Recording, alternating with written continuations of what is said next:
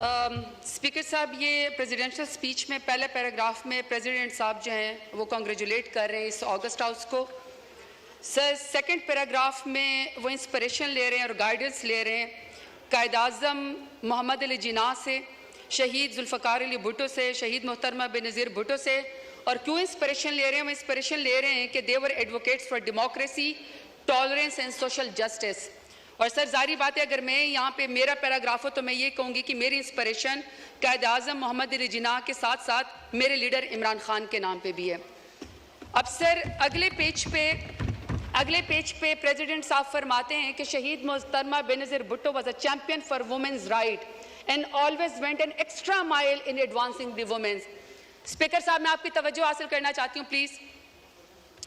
अब सर, ये women empowerment के ऊपर प्रेसिडेंट साहब ने बेनज़ीर भुट्टो साहिबा से इंस्पिरेशन लिए। सर, हम भी कदर करते हैं, लेकिन सर जो हमारे मुल्क के अंदर इस वक्त इशारे हैं, पाकिस्तान में मर्द सियासतदानों को तो छोड़ें, ख़वातीन सियासतदानों के साथ 9 मई के नाम पे और इमरान खान का साथ न छोड़ने के नाम पे सियासत का मुकाबला सियासत से नहीं, सियासत का मुकाबला चादर खींचने से, खुनरेजी करने से और इज्जतों की पामाली से शुरू किया है।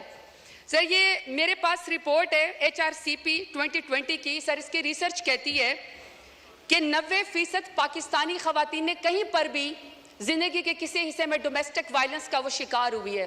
तो स्पीकर साहब, जब 90% ख़वातीन कहीं पर डोमेस्टिक वायलेंस का शिकार हुई हैं, वहाँ पे कोई आदमी जिसका ज़हनी तवाज़न शायद दुरुस्त ना हो और अपना आप को बड़ा एम्पावर्ड समझता हो, मेल शॉविनिज़्म है, वो बंद दरवाज़ों के पीछे किसी खातून के ऊपर जो है वो तशद्दुद करता है ताकि उसकी चीखें सुनाई ना दें। जब घर के बड़े उसको जमा करते हैं और उसको बुलाते हैं कि तुमने खातून के ऊपर तशद्दुद क्यों किया, तो सर वो भी मुँह छुपाए फिरता है। लेकिन पाकिस्तान एक ऐसा इस्लामी जमहूरिया पाकिस्तान एटमी ताकत है जिसमें नवाज शरीफ की माँ पे, जिसमें शहबाज शरीफ की माँ के ऊपर ख़वातीन को सड़कों के ऊपर घसीटा जाता है, उनकी चादर खींची जाती है, उनको पर वाटर कैनन इस्तेमाल किए जाते हैं, लाठी चार्ज होता है, उनको पर FIR की जाती है, चादर और 4 दीवारों को पामाल किया जाता है, लेकिन किसी को शर्म नहीं आती है, किसी को शर्म नहीं आती है। स्पीकर साहब, कहा गया कि जी सियासत में सबका हक है और इसमें लिखा हुआ है कि जी टॉलरेंस होनी चाहिए। अगर टॉलरेंस होनी चाहिए तो स्पीकर साहब, किसी के साथ तो किसी के वालिद साहब, किसी के दादा साहब कोई वजीर थे, पाकिस्तान की खिदमत की थी, कहीं पर किसी का जो है वो पीरी मुरीदी का मामला है, कहीं पर जो है वो किसी वजीर और मुशीर के या किसी का कहता है कि जी मैं फलाने तुमंदार सरदार का बेटा हूं और बेटी हूं। लेकिन स्पीकर साहब, मेरा सवाल है कि अगर मैं NA 185 पे जरताज गुल वजीर डेरा गाजी खान से इलेक्शन लड़ना चाहती हूँ, तो क्या डेरा गाजी खान मेरे लिए नो गो एरिया था कि आप मेरे प्रपोजर और सेकेंडर को भी अगवा करें, आप मेरे घर का मुहासरा करें, जब मैं घर से निकलूं तो आप मेरे ऊपर लाठी चार्ज करें? पूरे डेरा गाजी खान ने देखा कि पूरे डेरा गाजी खान की जितनी भी पुलिस एनफोर्समेंट थी, इंतजामिया थी, वो एक साइड के ऊपर खड़ी थी और मुझे पाकिस्तानी चौक में कॉर्डन ऑफ करके अकेला वहां पे खड़ा किया हुआ था। किसी को शर्म नहीं आई है, किसी को कोई फर्क नहीं वहां पे पड़ा। जब घर से बाहर निकलो तो कहते हैं कि आप NOC दो। कौन से आईन कानून में स्पीकर साहब होता है कि घर से निकलने के लिए आपको NOC चाहिए? बाप दादा ने मस्जिद बनवाई, नमाजियों के ऊपर दरवाजे बंद कर दिए, क्योंकि ये जरताज गुल के घर के सामने जो वो मस्जिद है, वहां पे मार्केट थे तो मार्केट के दरवाजे बंद कर दिए। उन्होंने कहा ईद और चांद रात के ऊपर भी यहाँ पे कोई खरीदो फरोख्त नहीं होगी, क्योंकि शायद ये इस मार्केट में यहाँ पे जरताज गुल रहती है। मेरे खानदान की खवातीन स्पीकर साहब शरई पर्दा करती हैं। 10-10 दफा मेरे घर के ऊपर जब रेड किया गया, दरवाजे तोड़े गए, लाते मार के पुलिस आई, तो वहां के सारे वो बापर्दा खवातीन घर छोड़ के चली गई। तो आप कहते हैं कि आपको सियासत का हक है। मानते हैं हम बेनज़ीर भुट्टो साहिबा की हम इज्जत करते हैं क्योंकि पहले वजीर आजम थी खातून, लेकिन एक दूसरी भी तो है ना, जो टिकटॉकर वजीर आला जो कहती है कि खवातीन मेरी रेड लाइन है। रेड लाइन के बाद आप यहाँ पे कायद-ए-आज़म रहमतुल्लाह अलैह की तस्वीर के सामने मोहतरमा फातिमा जिन्ना का जिक्र करते हैं। शुक्र है स्पीकर साहब, स्पीकर के मोहतरमा फातिमा जिन्ना के जो अपोनेंट थे ना, वो हिंदू थे, वो अंग्रेज थे, वो कुछ तो वजादार थे। यहाँ पे वजादारी का मुझे आलम बताएं, यहाँ पे आप मुझे वजादारी का आलम बताएं स्पीकर साहब। कि कायद-ए-आज़म रहमतुल्लाह अलैह के पाकिस्तान में भी खवातीन को सियासत की इजाज़त है। ये अमरीत का जिक्र करते ना, कल को कह रहे थे कि जी किसी को निकाल के आप कब्र से फांसी पे लटका दो, तो मुशर्रफ दौर में सबसे ज्यादा खवातीन को यहाँ पे रिजर्व सीट देगी। बदतरीन अमरीत के अंदर भी खवातीन को सियासत की इजाजत थी। बेनजीर भुट्टो के दौर के अंदर भी खवातीन को सियासत की इजाजत थी। इमरान खान मेरे लीडर की हुकूमत में खवातीन को सियासत की इजाजत थी। सबसे ज्यादा पाकिस्तान की तारीख में अगर काबीना में कोई मिनिस्टर बनी है तो वह इमरान खान के दौर में बनी है। मैं सवाल पूछना चाहती हूँ स्पीकर साहब इनको चुप कराएं। ऑर्डर इन द हाउस मोहतरमा, आप बोलें। स्पीकर साहब मैं सिर्फ सवाल पर यह करना चाहती हूँ कि जब नवाज शरीफ का दौर आएगा, जब शहबाज शरीफ का दौर आ गया, तो क्या खवातीन के ऊपर सियासत के दरवाजे बंद होंगे? हमेशा उनकी कैरेक्टर असैसिनेशन होगी, हमेशा उनको जेलों के अंदर डाला जाएगा? मैं सवाल पूछना चाहती हूँ स्पीकर साहब, मैं सवाल पूछना चाहती हूँ कि रेहाना डार साहिबा जो सियालकोट में, जिसका तो 9 मई से भी कोई ताल्लुक नहीं था, बेटे की सीट पर इलेक्शन लड़ना चाह रही थी, वालदा की उम्र के एक खातून है, आपने यहाँ पे एक बंदे को जितवाने के लिए पुलिस के जरिए उसके गिरबान में हाथ डाला, आसमान भी कांपा होगा।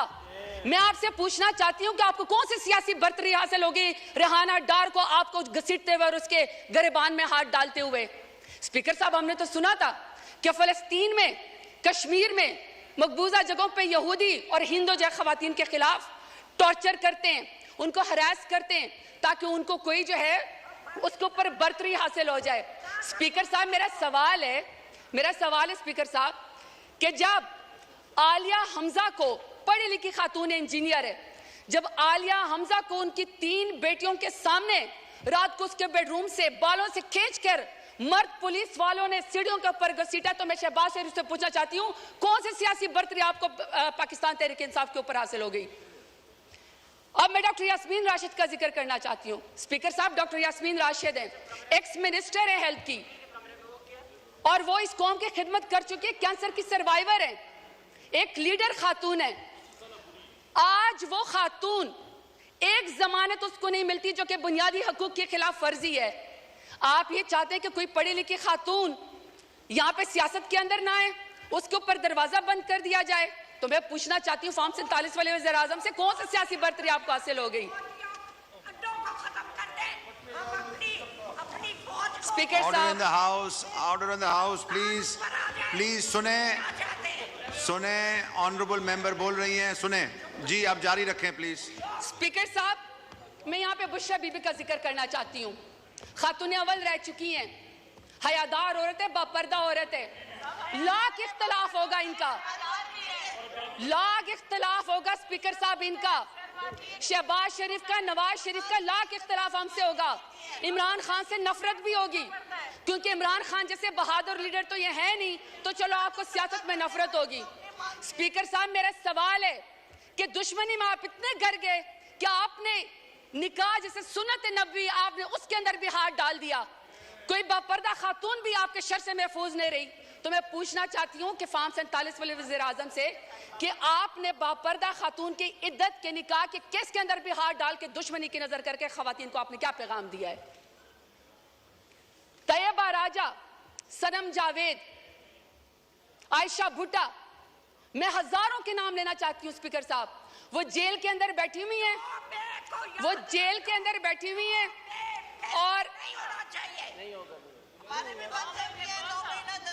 Order in the house please, सबने बोलना है, हर कोई अपनी बारी में बोले जी। स्पीकर साहब, आलिया हमजा, आयशा भुट्टा, सनम जावेद, इसी तरीके से सर तैयबा राजा, वो पुलिस की कस्टडी में बैठी हुई हैं, और तैयबा राजा कहती हैं कि उनकी वालदा तहज्जुद की नमाज पढ़ रही थी और उनको कोई पुलिस ऑफिसर कोई रेप की वीडियो भेजता है।